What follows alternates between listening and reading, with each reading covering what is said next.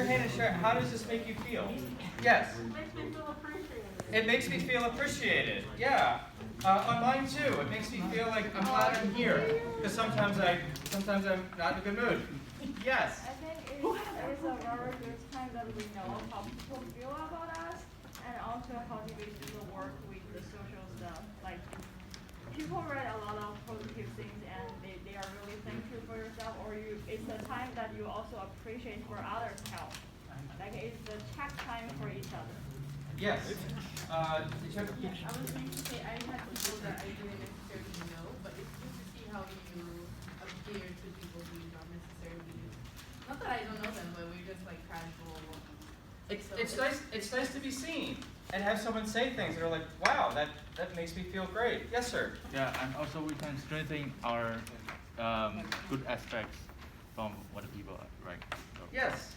I also add up because I think this is a really great time for the people who are really shy and nervous.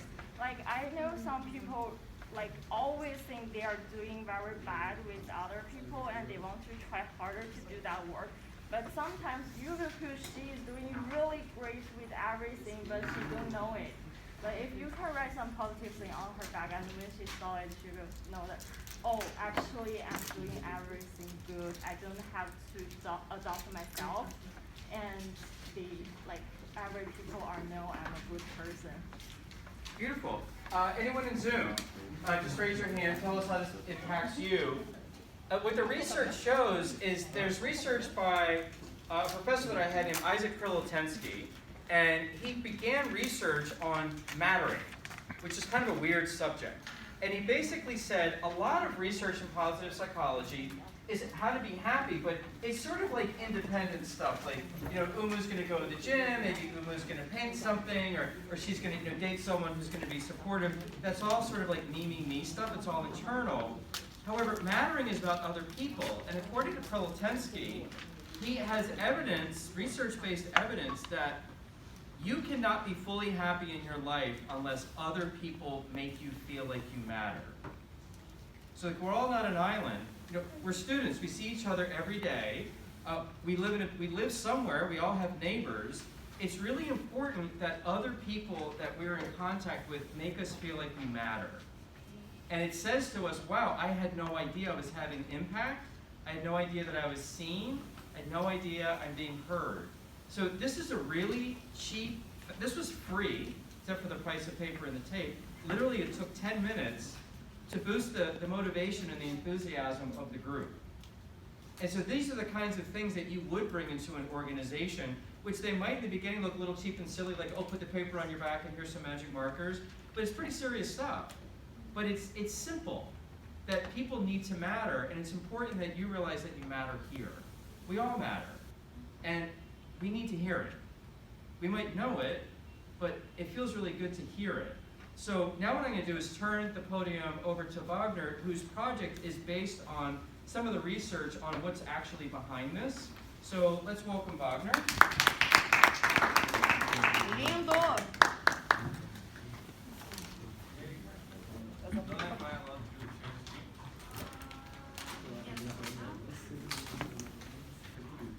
Sexy.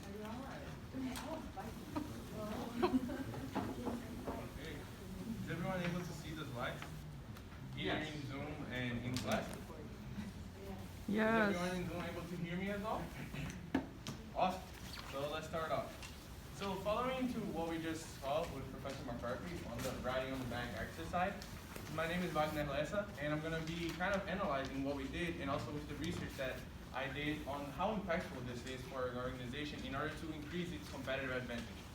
First, we would like to bring the Q&A again and ask, what do you think about this exercise? Josephine, would you like to share some of the insights you got? Yeah, I mean, I share it from the perspective of the class, but I think from the perspective of working, as we said, like a lot of people don't know why they're doing the job they're doing, so this would really encourage your employees, which would drive competitive advantage. Okay. Also, people from Zoom, feel free to raise your hand for the next question on this one if you'd like to contribute as well. The next question I would like to ask you guys is, how useful would it be in the workplace? Josephine already touched on that, but I would like to hear someone from Zoom, maybe Maria. Maria, Sahil, would you guys like to share some of your experience? Yeah, so I think it will be very useful in a workplace because everyone will feel that they are valued, that they belong here, by their fellow mates. So it will create a sense of how can I say comfortness within the work. Awesome. Thank you for your input, Sahil. And then, Jose, you also showed your hand up. What would you like to contribute? Yeah, I think it's a very positive environment where everyone, the feedback is always positive. Thank you. Leslie, what would you like to say?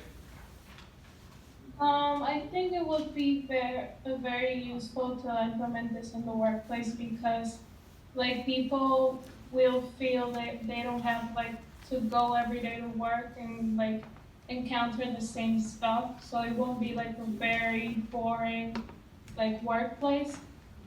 Besides, it's very positive, like everyone said. But I think it also contributes to not having like a very boring workplace. Awesome. Beautiful. So following from that, I would like to present you guys with some of the academic research I did. And when encountering this activity, I saw that employee appreciation leads to higher retention as well. And as we all talked about, when you feel appreciative, and what research shows as well, and this is the research from Gallup, that shows that when employees are more appreciated and they feel appreciative, they tend to be more stable on their job. So the retention, people are gonna stay in their jobs for longer. We also saw other examples in class, and also everyone in the audience might be aware of the Aston Martin case, in which the CEO shared with us that when the employees felt that they mattered, they stayed with the company even though they were going through bankruptcy. Another important point on the academic research, it is that genuine personal notes are meaningful and memorable for employees. I believe all of you guys here in the audience and also in Zoom, when the message that got to you, it was really genuine and specific. People said something that spoke to you and really meant something. It was not just any general keynote speaker or something that would make you feel better. However, it was specific and you truly felt the impact of that. And the research shows from Gallup that this is really important, especially when it comes from people from above. So managers, supervisors, and the employee really feels appreciated about that. The other research I would like to share with you guys is this graph, and it was a research with medical personnel in the industry. And as you can see, for the control groups, we have gratitude, hassle, and control. Control was the one that they pretty much didn't do anything about it. Hassle were the medical employees that continued their daily lives. However, the gratitude one, as you can see as the lowest part of the graph, throughout the months, the perceive of stress and the depression symptoms that they show decreased with appreciation interventions, and also with the people that were working with them in the research, showing them all the good aspects and all the good things and being appreciative towards their job during the months of the research. And as you can see, there was a really substantial decrease in their level of stress and depression, which also helps in the competitive advantage towards them being more retained in their job and staying with the company for a longer time. Other things that I would like to mention with you guys is the potential risks of this activity. We all participated on it. However, rewarding employees who are not top performers can actually hurt the company in a way that if we have someone that is not necessarily a top performer and seen already from their results is being rewarded more than someone that from their numbers might be showing something, there can be hurting their egos and also the way that they are perceived in the company and all the culture, because they might feel unappreciative if they're not rewarded as much as the other ones. And also, a participant can get offensive notes. We're all putting ourselves in kind of a dangerous place if you think about it, because you have a paper in the back and people can generally say anything they would like or write on your back, and you're not gonna know who was it. I personally had no idea who was writing on my back during the whole exercise. But the good part of it is that we can tackle this with companies asserting specific standards for awards to avoid any backlash. So during those exercises, as we just did today, a way of solving this is having all the employees aligning themselves with the culture and the things that the company is looking toward. So then they're rewarded and also they're perceived and appreciated aligned with those things. One of the things that we like to mention as well is how to measure and to do this exercise about 4 times a year. So it's a timely manner and people also are able to work during the time that they do this exercise. and also be timely to ensure that employees know the significance of the received achievement. For instance, if we just finished a project and the goal was achieved for our team, it shouldn't be more than 2 or 3 weeks after the accomplishment, so people really know that they did it and they're feeling appreciated and rewarded about that. Another thing would be a qualitative and quantitative approach, and asking employees simply on a scale of 1 to 10 regarding how they feel after the exercise, and 1 being worse, 5 being same, and 10 being better. Afterwards, you'll be just analyzing the data and seeing how well we performed in measuring this exercise. To conclude, the things that we would like to mention is that handwritten notes show truly genuine care and support, as we all seen from the audience, and it shows that people would be more retained and appreciative in the workplace. That will be increasing competitive advantage. And then recognition aligned with purpose, brand, and culture of the company aligns and take out the risks for people to not be necessarily showing and appreciating what it truly is a nudge from the company for them to be appreciative of. And then gratitude events reduce stress and depressive symptoms, as we showed in the research from the personnel in the medical field, and aligned with the employees to retain more in their jobs. That's why all those 3 factors and the research and the activity that we did today contribute for increasing competitive advantage in a firm. Thank you.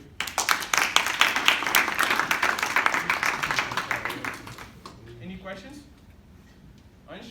I have a 2-part question. One, do you have any specific statistics that show by how much this helps with employee retention, or is it just a general figure? And secondly, other than this exercise, which is just 10 minutes, what are the practices that companies can put into place that they're not already doing to improve the same thing? Of course.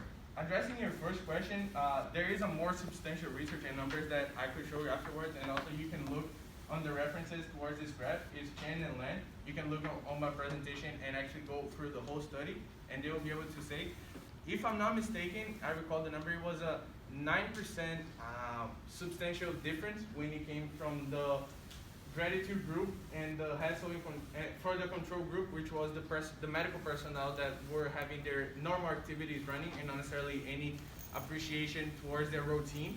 And that was the most technical difference. When it comes to your other question, would you be able to remind me, what was it? Right, so other than this particular activity, what are the other practices that the company can adapt to, which are more which go into the culture and are not just 10 minutes long? If I understood your question right, it goes along what other things or other activities companies would be able to do following these guidelines of being appreciated. There are gratitude boards, and we researched a lot that on when doing before the presentation, and you can have a gratitude board, and we have a ton of research that says that this also helps with retention and increasing competitive advantage for a firm, in which you would have the messages. You wouldn't necessarily need to be something as interactive as we did, but it would also help. And there's also anonymous notes, as we had in Zoom, in which people would just say good things and compliments that align with the brand culture, in this case the company or corporate culture, and would be something that will make people go further and say, okay, Ansh, you did great on your numbers last week, you rocked it, and everyone should look up to you because you're doing a great job. And this is gonna pump you up and also kind of put you in a spot for being an example for employees to look up to you. And at the same time, we're praising and appreciating your work, we're motivating them to catch up with you. Donna, we have some points on Zoom. Yes, Alexander? Alexander? Hi, I was wondering how good would be the change, or how bad would it be if you would also get negative feedback from people's backs? Great question, great question. And that falls under the potential risks that we discussed in the presentation as well. And one, this is a big risk that we're going over. However, the way to tackle is to companies having to assert specific standards for awards to avoid any backlash, and also to align the way that they recognize with the purpose, the brand, and the culture of the company. Because if you're aligning your measurements and the way that you reward people on the great culture that you have on, for instance, being transparent, being honest, and doing your best at work to, for instance, hit your goals, you wouldn't have someone saying that, oh, you don't hit your goals, or I'm lacking on this, because people would be more focused towards the mission of the company, and you would be aligned with the purpose, the brand, and the culture. Jose? Wagner, amazing presentation. So on Zoom get the feedback to everybody. So do you think that if the comments were private, would it be better or worse on the same impact? When it comes to the comments being private or public, in a way as you mentioned in Zoom, I would personally have to do more research on it because my presentation not necessarily focused solely on that. However, as Professor McCarthy have mentioned several times in our class, depending on the person that you're dealing with, they might have feel better regarding what kind of gratitude or appreciation they would like to have. So one thing that would be knowledgeable to do was something as we did here in the class, was to ask, are you comfortable participating in this activity? Are you comfortable in maybe being recorded? And some people shared that they didn't want to be recorded, so we didn't record, and it would be something that would fit everyone's needs. And the idea is to have an opt-in culture as well, in which everyone would be feeling comfortable, and if they want to be praised publicly, they'll be praised publicly. If they want to be praised privately, they'll feel appreciated and praised privately as well. And then, now in? And that'll be the last two. Okay. Leslie. I really like your strategy. My question is, do you think your activity is linked to an empathetic work culture? For example, if you want to build an empathetic work culture, will this strategy be useful?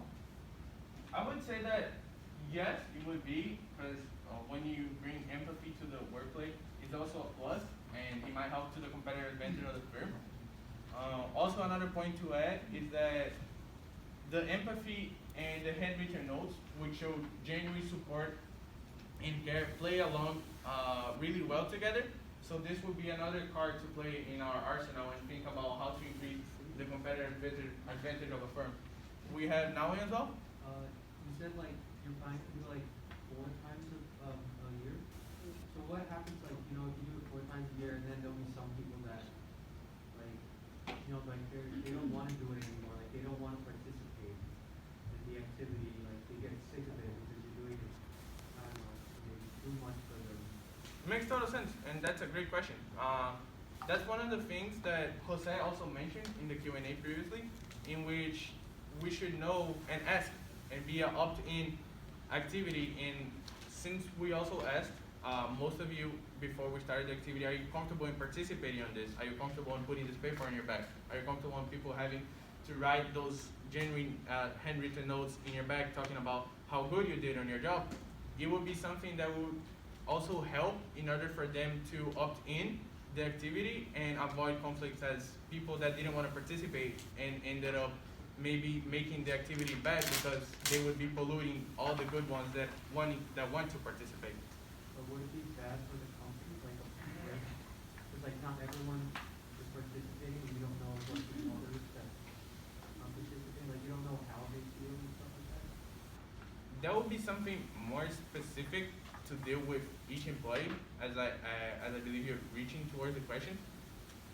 On the research that we did in order to finish this presentation, we didn't really go over that much when people didn't want to participate, because at first this would be put it for everyone to do. However, I believe from the empirical data that we got today that everyone participated, this would be something that would have a good record on a company when put into daily basis as well, because we showed from the empirical data that we collected here in the class right now that people participated and they felt appreciative about it. Okay? Thank you.